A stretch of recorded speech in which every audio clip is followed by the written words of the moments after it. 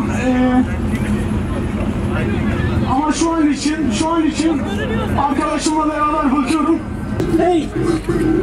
Evet, şu anda kameraman arkadaşımla ben de büyük olarak işgalci İsrail'in baskınına uğruyor. Basın açıklamamıza hoş geldiniz. Apartheid rejim İsrail'in dün uluslararası karasularda terör örgütü İsrail Devleti'nin esir aldığı 9 gemimiz için basın açıklamamız bulunacaktır. Şimdi basın açıklamasını yapmak için Özgürlük Filosu Koalisyonu Sözcüsü Mary Ann Wright hanımefendiye mikrofonu arz ediyorum. It is a very important day where we have 145 persons who are on 9 ships who are challenging the Israeli blockade of Gaza. Bugün 145 katılımcı 9 gemiyle ablukayı kırmaya çalıştığımız çok önemli bir gün. We have 92 persons from 22 countries on the Conscience.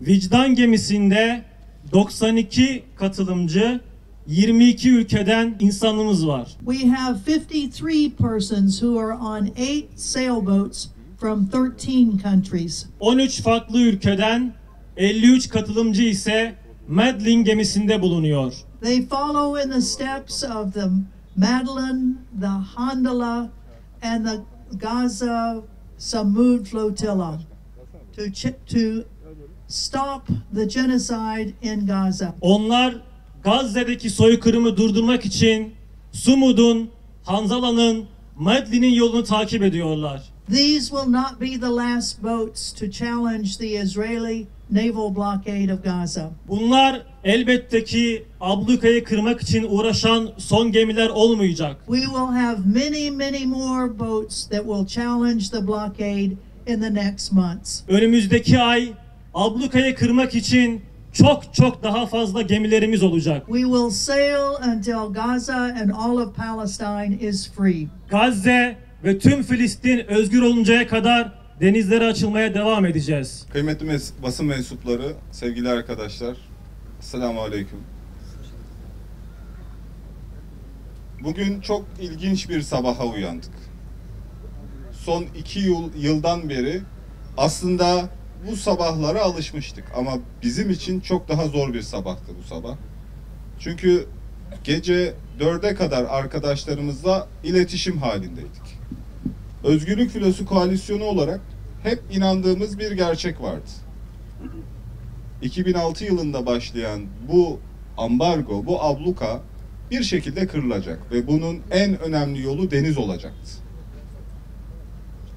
Vicdan gemisi 7 Ekim'den sonra özellikle İsrail'in bu hukuksuz ablukasına karşı hazırlanmış ilk ve en büyük gemidir. Bildiğiniz üzere 2 Mayıs günü yine Malta açıklarında İsrailli dronlar tarafından saldırıya uğramış ve vicdan gemisi batma tehlikesi geçirmiştir. Fakat Gazze'de yaşanan bu zulme karşı şartlar her ne olursa olsun hem Sumud filosundaki arkadaşlarımıza destek olmak hem de Gazze'nin bu ablukasını kırabilmek için vicdan gemisini onarmak üzere hummalı bir çalışmaya başlamıştık. Aylarca süren bu çalışmanın ardından vicdan gemisini hazırladık ve Özgürlük Filosu Koalisyonumuza dahil etmiştik. Şu an Özgürlük Filosu Koalisyonu'nda bulunan toplamda 11 adet gemimiz bulunuyor. Bu 11 adet gemimizin 2 gemisi maalesef teknik bazı arızalardan dolayı Girit Adası'na demirlemek zorunda kaldı. Bizler de 9 gemiyle Akdeniz'e doğru, Filistin sınırlarına doğru hareket etmeye, bu ablukanın kırılması için ilerlemeye başlamıştık. İsrail'in bu süreçte çok farklı mecralardan bizlere tehditler savurduğunu gördük. Sanki onlar çocuk öldürmemiş, onlar bebek öldürmemiş, sanki bizler suçluymuşuz, sanki bizler orada bir illegal iş yapıyormuşuz gibi internet üzerinden algılar üretmeye çalıştı. Şunu çok iyi biliyoruz. Bizler bu konuda çok rahatız. Bizler herhangi bir çocuğu öldürmedik. Bizler bebek katilleri değiliz. Bizler koca bir milleti açlığa mahkum etmedik. Tam tersine oradaki bu hukuksuz ablukanın kırılması için canlarımızı, mallarımızı, hayatımızı tehlikeye atarak yola çıktık. Oradaki çocuklar bir lokma ekmek alsın, bir damla süte ulaşsın, suya ulaşsın diye gece gündüz bu ablukanın kırılması için çalıştık. Son 2 yılda çok ilginç şeyler tecrübe ettik. Gerçekten insanın aklı almıyor. Dünyanın merkezinde olan ve bu kadar ulaşılamamış hiçbir İslam coğrafyası olmamıştı. İslam dünyası bütün ülkelerinde büyük ablukalar gördü. Büyük ambargolar yaşadı.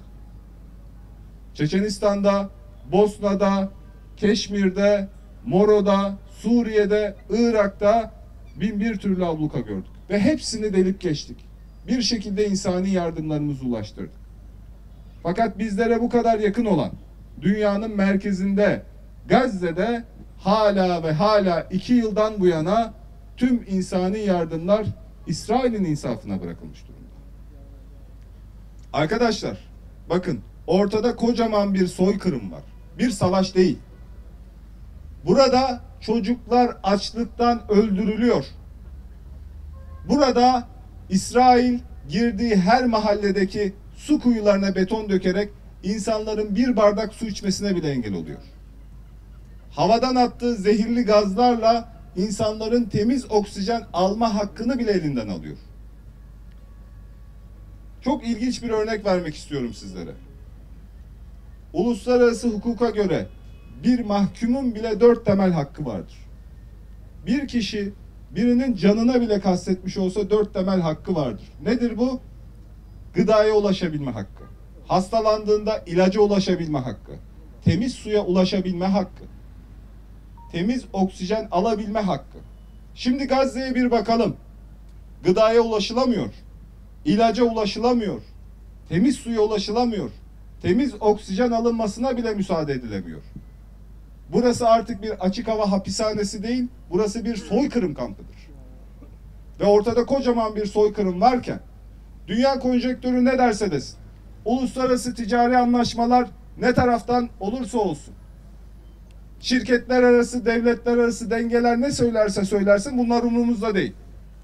Çünkü bizler şunu biliyoruz, bir soykırım varken durmak, hareket etmemek, hiçbir şey yapmamak taraf olmak demektir. İsrail'den taraf olmak demektir. Bizler sivil toplum örgütleri olarak 2008 yılından bu yana Özgürlük Filosu Koalisyonu'yla beraber tam 18 farklı girişimde bulunduk. Ve biliyor musunuz, sizlere çok ilginç bir şey anlatayım. 2008 yılında ilk defa Gazze ablukası kırıldı.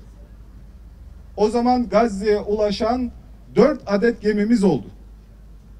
Ve bu 4 adet gemi tam 4 sefer Kıbrıs'tan Gazze'ye gidip gelerek hastaların tahliyesinde bulundu. Ve 2008'den bu yana bir daha Gazze'nin limanlarına ulaşılamadı. 2010 yılında Mavi Marmara ile yola çıktık. 72 milde yine bu zalimler, bu korsanlar, bu insani yardım gönüllülerine saldırdılar. Arkadaşlarımızı, kardeşlerimizi şehit ettiler. 2024'te, 2025'te yine gemilerimizi hazırladık. İsrail barbarlığı bırakın Akdeniz'i, Avrupa'nın sınırlarına kadar dayandı. Filistin sınırlarına 2000 kilometre mesafede Vicdan gemisini bombaladılar. Durmadık. Arkasından Madlin gemisini harekete geçirdik. Durmadık. Arkasından Hanzala gemisini harekete geçirdik. Durmadık. Sumut filosunda dünyanın dört bir yanından toplanan arkadaşlarımıza destek olduk. Daha çok geminin o sınırlara inmesi için çalıştık. Fakat bu süreçte beklediğimiz tek bir şey vardı. Özellikle devletlerin, ülkemizin, Akdeniz havzasında bulunan diğer ülkelerin artık İsrail'e karşı daha ciddi yaptırım politikalara uygulaması gerekiyordu. Bakın, bir savaştan bahsetmiyoruz arkadaşlar. Bir soykırımdan bahsediyoruz. Şu an İslam İşbirliği Teşkilatımıza üye 57 tane ülkemiz var. Bu 57 ülkenin 19 milyonluk hazır askeri bulunuyor. İsrail Gazze'deki katliamını 180 bin askerle yaptı. İslam İşbirliği Teşkilatı kendi üyelerinden sadece %1'lik bir destek alsaydı, her ülke sadece kendi ordusundan %1'lik bir kısmını gönderseydi Gazze'ye, bu barış gücü orada bu kadar büyük bir soykırım olmasına engel olurdu. Ama yapmadınız. Hiçbiriniz harekete geçmediniz. Erbakan yok ondan. Ne İslam İşbirliği Teşkilatı, Necmettin Erbakan yok. ne Birleşmiş Milletler, hiçbiri harekete geçmedi.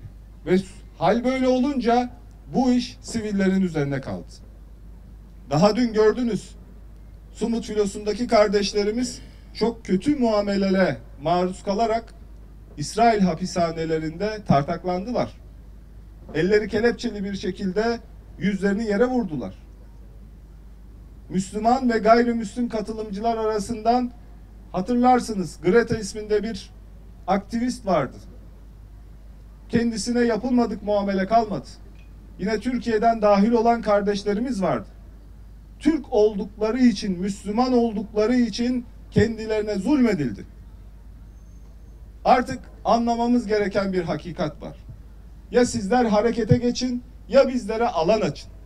Ya da bu gemileri koruyun. Çünkü biliyoruz ki hareket eden oturandan daha evladır. Ve bizim yüreğimiz yanıyor.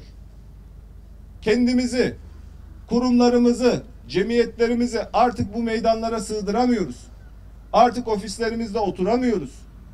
Orada kardeşlerimiz açlıktan ölürken o sınırlara gidip yardımlarımızı ulaştırmak istiyoruz. Onlarla kucaklaşmak istiyoruz. Uluslararası politikalar, dünya dengeleri, konjonktörler, bunlar zulmün olduğu yerde hiçbir işe yaramaz arkadaşlar. Eğer ortada bir soykırım varsa hareket etmek zorundayız. Dün gece vicdan gemisine yapılan bu saldırı İsrail'in barbarlığını ve korsanlığı bir kez daha dünyaya göstermiştir. 22 ülkeden 92 kişi bulunuyordu vicdan gemisinde. Ve dünyanın en önemli doktorları vicdan gemisindeydi. Neden biliyor musunuz? Gazze'de hayatta kalan, şehit olmamış doktor kalmadı.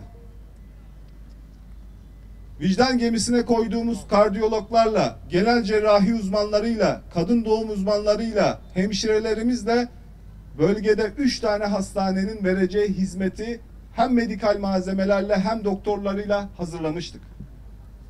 Sadece bir şey istedik, bize destek olun. Çünkü Gazze'de şu anda çok basit ilaçları bulamadığından dolayı insanlar hayatını kaybediyorlar. Aynı zamanda vicdan gemisinde bulunan muhabir arkadaşlarımızla, gazeteci arkadaşlarımızla Gazze'deki bu zulmü dünyaya duyurmak adına yola çıktık. Şu an Gazze'de bir internet ablukası da bulunuyor. Hiçbir şekilde bilgi alınamıyor. Ve dün gece İsrail'in yaptığı bu korsan saldırıyla artık bir gerçeği tekrardan anlamış olduk. Bu saldırıların hiçbiri bize geri adım attırmayacak. İsterseniz vurun, isterseniz öldürün. Vallahi biz daha önce Akdeniz'de ölümü tattık. Bundan korkmuyoruz. Her ne olursa olsun daha büyük kiloların, daha fazla geminin hazırlanması için çalışmalarımıza başlayacağız. Yani daha ayağının tozuyla Şuayb kardeşim geldi. Sümeyra kardeşim geldi. Onlar da daha dün İsrail hapishanelerindeydi. Daha dün İsrail hapishanelerindeydi ve gece adli tıpa gittiler. Sonra da birkaç saatlik uykuyla ayağının tozuyla buraya geldiler. Selamünaleyküm. Kıymetli basın mensupları, kıymetli vatandaşlarımız. Bu gece maalesef Özgürlük Filosu Koalisyonu'nun gemilerine yine bir baskın düzenlendi. Beklemediğimiz bir şey değildi. Hepimiz bunun farkındaydık. Ama sadece sanki ilk defa bu kadar uzakta Mısır'ın açıklarında gemiye müdahale edilmiş oldu. Bunu da görmüş olduk. Ama aynı zamanda bu gemiler bize bir gerçeği daha haykırmış oluyor. Gazze ulaşılamaz bir yer değil. Sumut'ta gördük. Daha önce İsmail Bey'in dediği gibi 2008 yılında direkt ablukayı kırıp Gazze'ye ulaşan tekneler, gemiler de oldu. Bu gemiler de Gazze kıyılarına kadar ulaşabiliyor. Aslında bizler bunu dünyaya göstermiş oluyoruz. Gazze ulaşılamaz bir yer değil. Dünyanın haricinde, başka bir evrende, başka bir gezegende bir yerden bahsetmiyoruz. Yani şu an izlediğimiz tablo dünyanın haricinde bir yerde gerçekleşmiyor. Bizzatihi dünyada hemen yanı başımızda gerçekleşiyor. Aslında bizler bu gemilerle bunu bütün dünyaya göstermiş oluyoruz. Karınca misali. Biz yarın çocuklarımıza hesap verebilmek için, yarın mahşerde hesap verebilmek için gücümüz neye yetiyorsa bunu yapmaya gayret ediyoruz. Gece gündüz. İsmail'in de dediği gibi gece yarısı operasyon düzenlendi. Düşman uyumuyor ki biz uyuyabilelim. Uyumadan düşmanı da takip etmemiz gerekiyor ve bu gemilerde 22 ülkeden vatandaş vardı. Daha önce çok daha fazlası Sumut'ta vardı. Bütün ülkelerin insanları ayağa kalkmış durumda. Biz dünya toplumları olarak, dünya milletleri olarak ayağa kalkmış durumdayız. Meydanları boş bırakmıyoruz. Aslında liderlerimize diyoruz ki bakın biz hazırız. Siz ne yapacaksanız, İsrail'e karşı ne yapmak istiyorsanız biz yanınızdayız. Artık ne yapılması gerekiyorsa yapın. Bu saatten sonra söylenecek çok fazla söz yok. Anlatılacak çok fazla şey yok. Kelimeler kifayetsiz, hamaset üretmeye de gerek yok. Bugün Gazze'de hala zulüm devam ediyor. Bir yandan vicdan gemisine müdahale edilirken bir yandan Gazze bombalanmaya devam ediyordu. Ve şunun da farkındayız. Durmayacaklar. Akdeniz'de bombaladıkları gibi kendi topraklarımızı da, içinde bulunduğumuz toprakları da bombalamaya başlayacaklar. Eğer bugün burada durdurulmazsa. Barış görüşmelerinden bahsediliyor. Ortada bir barışın olmadığını, salonlarda, toplantılarda barış görüşmeleri yapılırken orada çocuklar katlediliyor. Bunun da farkındayız. Biz meydanları boş bırakmamaya devam edeceğiz. İnşallah sivil inisiyatifler olarak gemiler çıkartmaya devam edilecek. Bunu illa biz İHA olarak yapacağız, Mavi Marmara olarak yapacağız diye de bir durum yok. Gördük Sumut'ta bir çatı kuruluş mu vardı, bir kurum ismi mi vardı? Ama binlerce insan yola çıktı. Tunus'ta gördük, İspanya'da gördük. En son vicdan gemisini uğurlayan insanları gördük. Onların hepsi o gemiye binmek için can atıyordu. Sizler gemiye binmek için can atıyor musunuz? Evet. Hepiniz bugün şuradan gemi çıksa Gazze gidiyoruz dese gitmeye hazır mısınız? Evet. Ben bu hazırlığın 81 ilin tamamında olduğuna eminim. Her ilde toplanan, meydanlarda toplanan insanların Gazze'ye gitmek için can attığına eminim. Bu hamaset olsun diye değil, bu laf olsun diye değil. Çünkü görüyoruz bakın Şuayb ve eşi, Allah onlardan razı olsun. Bir gün dahi durmadılar. Her fırsatta o gemilere binmek için koşturdular. Dün gelen arkadaşlar, birkaç gün önce gelen arkadaşlar bakın hepsi sıradan sadece Gazze için yola çıkmış insanlar. Ve biz toplumlar olarak buna hazırız. Gazze'yi tekrardan inşa etmek için, oradaki insanların yarasını sarabilmek için şu anda hazır bekliyoruz. Durmuyoruz. Gazze'de arkadaşlarımız var. Her gün bütün zorluklara rağmen, her gün göç etmelerine rağmen. Bakın bugün her gün yemek çıkartıyoruz Gazze'de. Her gün farklı lokasyonda bu yemeklerimizi pişiriyoruz. Neredeyse aynı gün aynı yerde yemek çıkarttığımız gün yok. Ama biz yılmadan, usanmadan bunu yapmaya devam ediyoruz. Daha fazlasını yapmaya da hazırız. Yeter ki bir an evvel şu durdurulabilsin. Ve tekrar ediyorum. Bütün dünya devletlerinin hepsinin liderlerine buradan sesleniyoruz. Toplumlarınız hazır. Ne yapmanız gerekiyorsa yapın. Bütün insanlar arkanızda duracak. Daha nasıl gösterelim? Daha nasıl bunu gösterebiliriz? Allah'a şükür büyük bir çalışma yaptık sonunda. Bir hayalimiz vardı. Büyük bir filo kaldırmak. Başarılı olduk. İkinci bir hayalimiz var. Ablukayı kırmak. Gazze'de bu zulmü durdurmak. Bu soykırımı bir an önce durdurmak. Onu da başaracağız. Bu zamana kadar bu zalimler, bu katiller ne söz verdilerse tuttular, arkasında durdular. Artık biz de verdiğimiz sözlerin içi boş değil, arkasında dura dura, ayaklarımız yere basa basa hareket edeceğiz. Dünyada bir şeyler değişiyor. Örümcek ağı gibi dünyayı sarmışlar. Bir güçleri varsa bunlar, güçlerini bize 10 olarak göstertiyorlar. Ele geçirdikleri yerlerle, sağdan soldan, Amerika'dan, İngiltere'den, Avrupa'dan devşirdikleri güçlerle, sömürdükleri halklardan, yönetimlerden devşirdikleri güçlerle bir korku imparatorluğu yaratmışlar. Ve yıkılmaz zannediyorlardı. Ama Allah'a şükür halkların sayesinde, vatandaşların sayesinde, dünyada tamamında, yani bu mesele sadece bizim bu coğrafyanın halklarının inancının bir meselesi değil. Biliyoruz ki bu bir insanlık meselesidir, artık vicdan meselesidir. Yani bir şeyler değişecek, değişmek zorunda. Biz de sözler vereceğiz, arkasında durmak zorundayız. Dün bu gece vicdan gemisine yine saldırı yapılmış. Elektronik harp silahıyla elektronik sistemlere zarar vererek. Biliyoruz ki çok güçlü görünüyorlar. Biliyoruz ki yüksek teknoloji kullanıyorlar. Ama Hazreti Davud'un sapanı misali o gücün karşısında da yeri gelir bir taş, basit bir sapan hakim gelebilir. Biz bunun örneğini daha kısa süre önce yaşadık.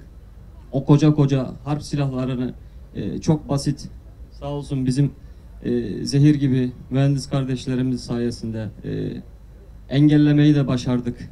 Rezil etmeyi de başardık onları. Disiplinleri yok. Göründükleri gibi güçlü değiller. Göründükleri gibi dirayetli değiller. En ufak bir şeyde dağılmaya, çil yavrusu gibi saçılmaya çok müsaitler. Emin olun, bu anlamda korkunuz olmasın. Burada tek bir engel var önümüzde. Bizim birlik olamamamız. Biz bir şekilde bu ortak acılarda, ortak dertlerde birlik olup birlikte hareket etmeyi öğrenebilirsek bu meseleyi inşallah çok kısa sürede çözeceğimize inanıyorum. Ve bu anlamda bundan sonra da vereceğimiz sözlerin arkasında ayaklarımız yere sağlam basıp duracağız. Bu zamana kadar durduk.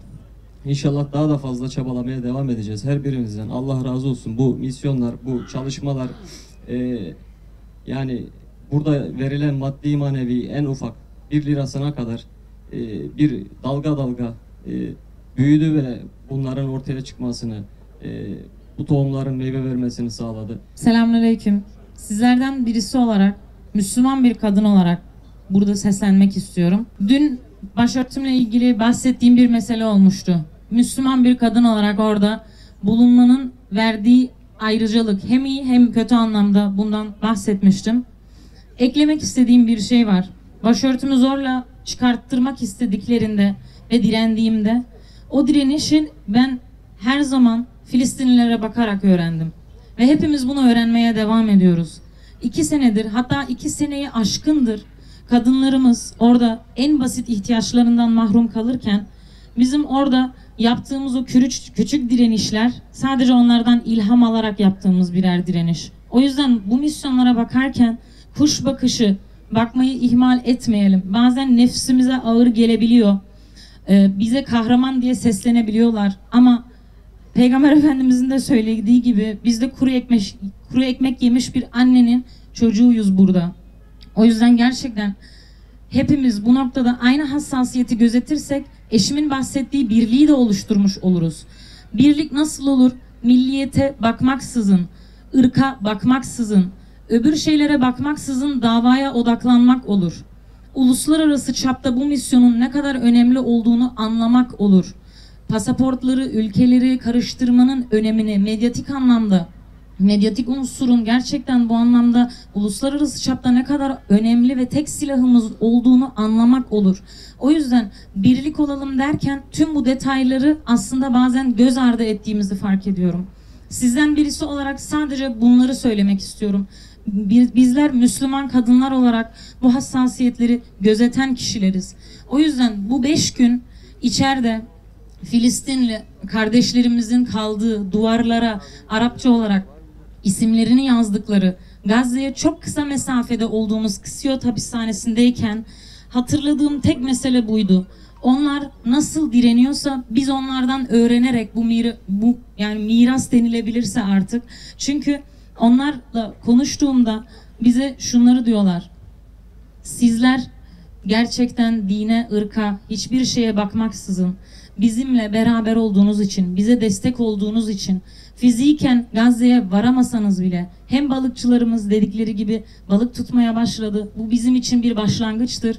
Üstelik fiziken varamazsanız bile kalbimize vardınız. Ve bu ilerlemeyi görüyoruz dediler. Ben de görüyorum. Bu yüzden lütfen bu ilerlemeden vazgeçmeyelim. Küçük detaylara takılmayalım. Detaylarda boğulanlardan olursak birlikten uzaklaşmış oluruz.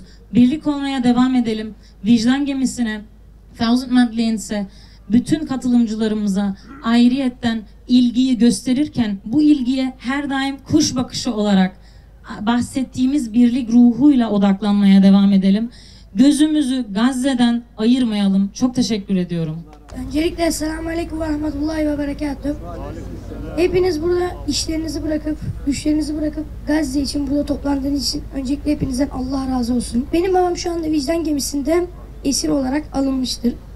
Sizden benim tek isteğim bu babamın alınmasını veyahut da herkes için olur bu.